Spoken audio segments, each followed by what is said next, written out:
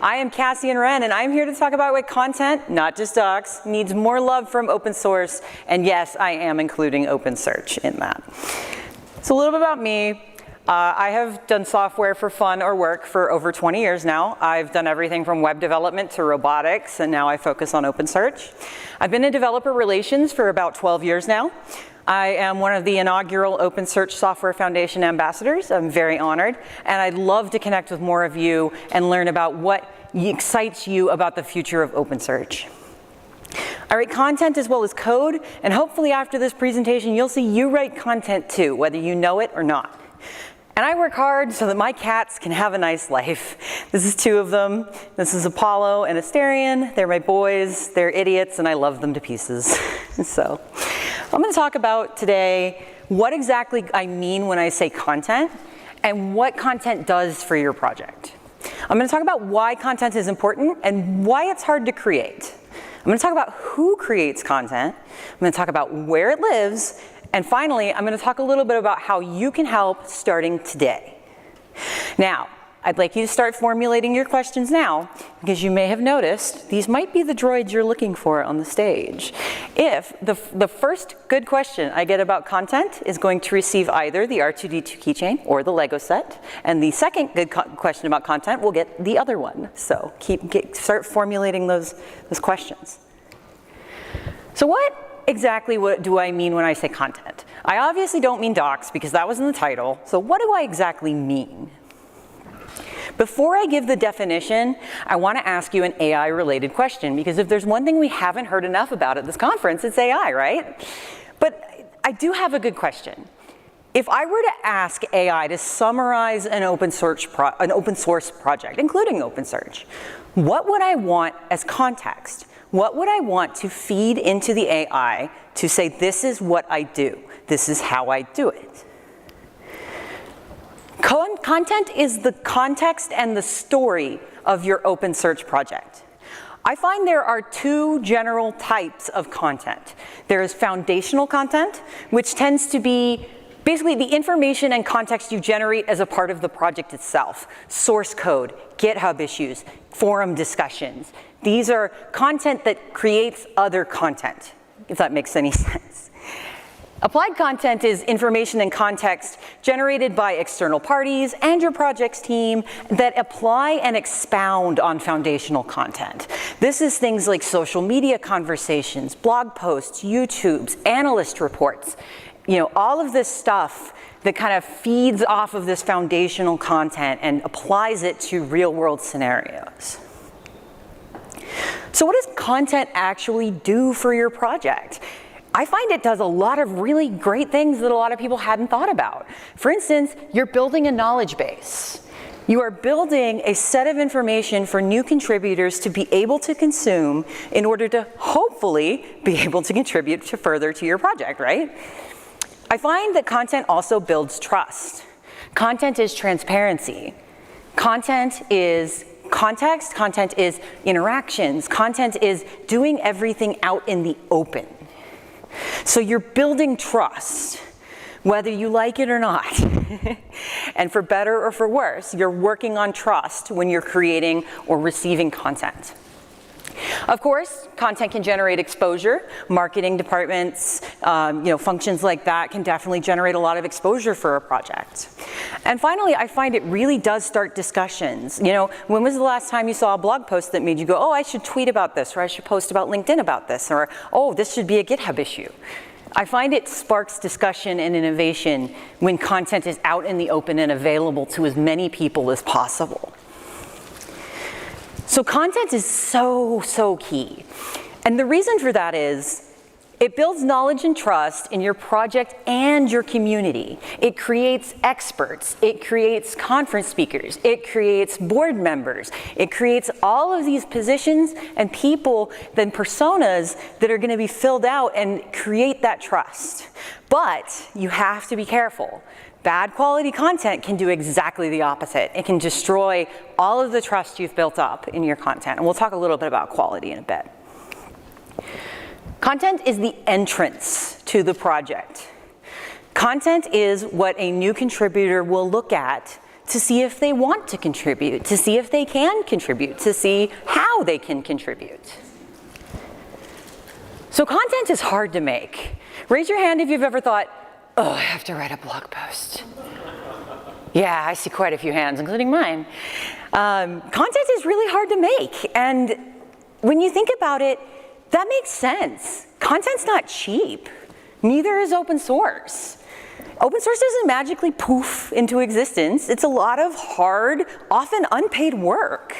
And so is the content that surrounds it. And it's also complex work. Breaking down what OpenSearch does on a Lucene level to an introductory person to search, that would be extremely difficult.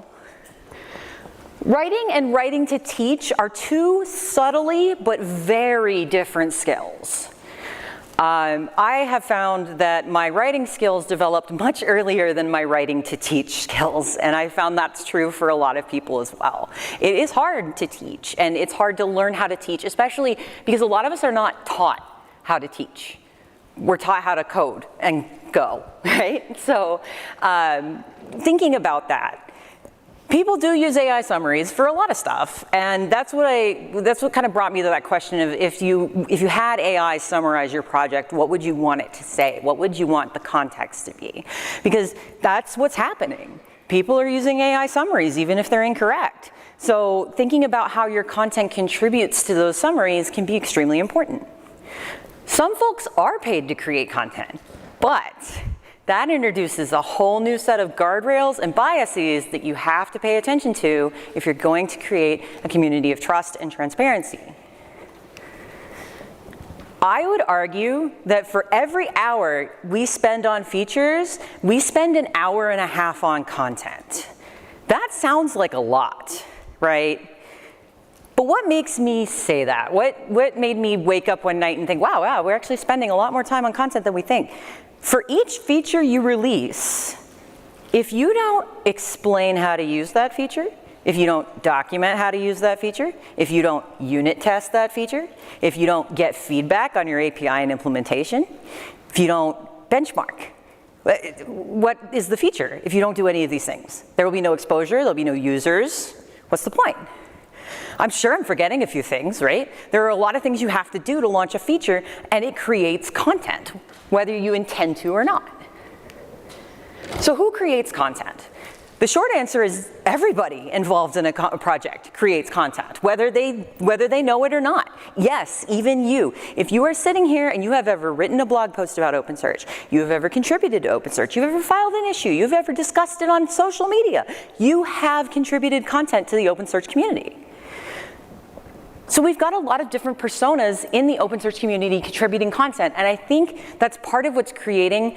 I've seen a really big acceleration in content around OpenSearch in the last year, and I would say that is because there is such a diversity of personas contributing content to the OpenSearch project. It's not just the developers. We've got a lot of partner companies with the work with the foundation's doing. We've got a lot of different parties involved here. Content creators always wear many hats. We've all done it. I'm a marketer and a developer. I'm a lot of things. I'm a booth person. I'm an ambassador. I'm all sorts of stuff. And every single content creator you have out there wears many hats. Think of it this way. Yes, they might be on the board of the project, but they're also employed, right? Keep that in mind. I find that there is a difference between active and passive content creation because they both do exist. That's why so many of you are content creators without actually realizing it.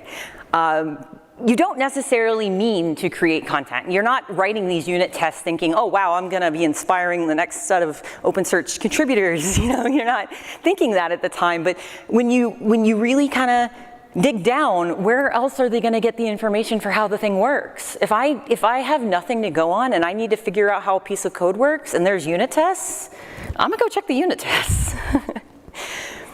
Active content creation, like I said earlier, is very hard and very expensive time-wise. Blank page syndrome is a huge problem. I know we all kind of have heard a lot about AI, and we've heard a lot about the use of AI. I have found AI can be great for blank page syndrome. Even if it's just, hey, write me like a standard outline that says like header, body, footer, it's still better than a blank page. Where do I even start? That's another thing you can ask the community about. When in doubt, ask a human. There are a lot of people in the open search community who have a lot of things that need to get done that they don't necessarily have the time for. Passive content creation does lead to a surprising amount of follow-up work when you think about it. You've written the code, right? That's your content. You've got your primary foundational content. You've got the code for your project. Now what? Everything on top of that. README files, debug statements, all that stuff. All has to go in there. One thing you have to keep in mind is that when I said the content creators wear many hats, that also means they come with their own goals and their own biases. And we have to keep that in mind as media literate adults and as open search contributors. They're working for a particular company, most likely. Some are independent, but you have to keep that in mind. They may be wanting to implement a certain feature or do it a certain way. Keep it in mind. And of course, there are people who want to monetize on content in open source, and that's fine. There's nothing wrong with that. You got to keep the lights on, right? But when someone is posting something on, say, a company blog, you might treat it a little differently than if it was on, say, the open source blog. There are two types of content creator. There's first party, which is people directly involved in the project, so your contributors, your maintainers, things like that. And then third party, your bloggers, YouTubes, analysts, your company partners, the way I like to delineate it is first party content is controlled by the project. Third party content, you have no control. Some creators are also hybrid, first and third party. For instance, a contributor who is employed by a particular company. So some people are a little bit of both. Where content lives matters. It tells people about your project just as much as the content itself. For instance, if all of your first-party content lives on a company site, the open sourceness of your project may eventually either come into question, or it may just be like, when will they release a community edition and close source it? But if it's on a foundation page, any foundation, name it. If it's on its own GitHub page, that's different, that's independent. It shows bias or neutrality. It shows goals, it shows aims, it creates exposure to different target groups. An analyst report is going to hit different people than a unit test. It determines your audience. Who do you want to speak to? Who do you want to use your project? It's about balance between first and third-party content. You can't control third-party content, but you can control first-party content. You can say, yes, we are open to community contributions on your own sites and everything, and that's great. And then we've got our content here that's our first-party content. That's one way you could do it. There's a lot of different ways you can balance it. I think a key is building a strong foundational base. Much like building a house, you want a strong foundation. So you want strong foundational content so that applied content that comes along doesn't misconstrue something or inaccurately report something, things like that. So this is the important part. This is how you can help today.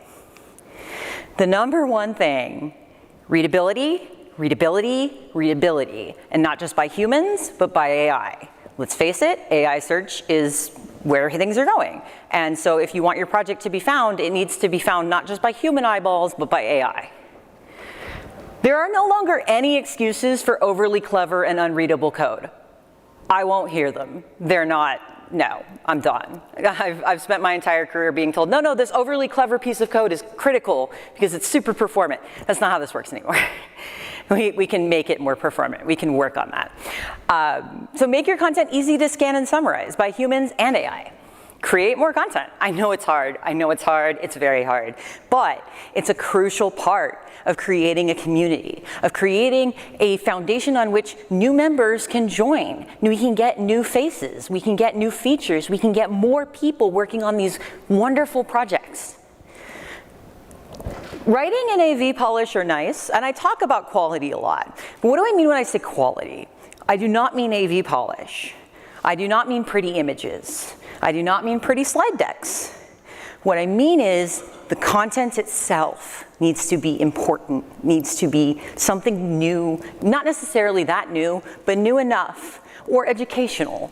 I like to say that I can salvage a bad mic picking up a great conversation, but I can't salvage the most beautiful mic in the world picking up nothing. Encourage and help others making content. If you have a blog post that you want to write or is half written and someone else comes along and shows interest, say, hey, I've already got this piece kind of half written up. Maybe we could work together on it. Or, hey, I've got this idea for a blog post, but I haven't had time. Maybe you could look into it. So anyways, let's talk about some key takeaways. We talked about what content is and what it does. We talked about why it's important and why it's hard to create. We talked about who creates content. We talked about where it lives and why that matters. And we talked about how you can help today by creating more readable, organized content. Thank you so much. The QR code there is a link to my LinkedIn. I am more than happy to get connected to as many OpenSearch people as possible. And then, like I said, I'm going to close my eyes, and y'all are going to raise your hands. And I'm just going to open my eyes, and the first hand I see, I'm going to pick, all right? 1, 2, 3. Right there. In the gray. Yes. What's your question? Yeah? What was your question? The question is, how will be a good first step? Oh, that's a great question. So to repeat the question, what is a good first step for the OpenSearch community to take? Honestly, I find the number one problem I have with OpenSearch is if someone walks up to me and goes, how do I use OpenSearch? Where do I go to learn it? I got nothing. I got maybe 10 links that are disparate across different websites that they can use, or they can start going through the unit tests and the source code. But if they're not necessarily super technical, but they want to contribute documentation, that might not be a great way for them to start, right? So I think a hub of information for new contributors would be a really great place to start, and would be a really low effort, high win, a high result. But yeah, feel free to come up here and pick either the keychain or the R2D2 if you'd like. And then I'm going to close my eyes again, and then I'm going to do this. Right there. What's your question? You're in the front. Do you feel like it's more effective to create content that focuses only on the ecosystem project you're working on?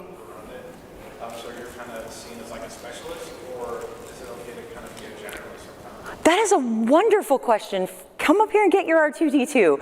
So his question was, is it better to focus on a singular project or domain and become like a specialist, or is it better to become a generalist? Neither. We need both. We need both. We need people who are in OpenSearch and Lucene and all these things, but we also need OpenSearch domain experts. So do what works for you. If you're asking for yourself, I would say do what works for you. I'm a generalist, for instance. I love to get into a new subject and get a little, get back to my ankles, and I'm like, okay, cool, next subject.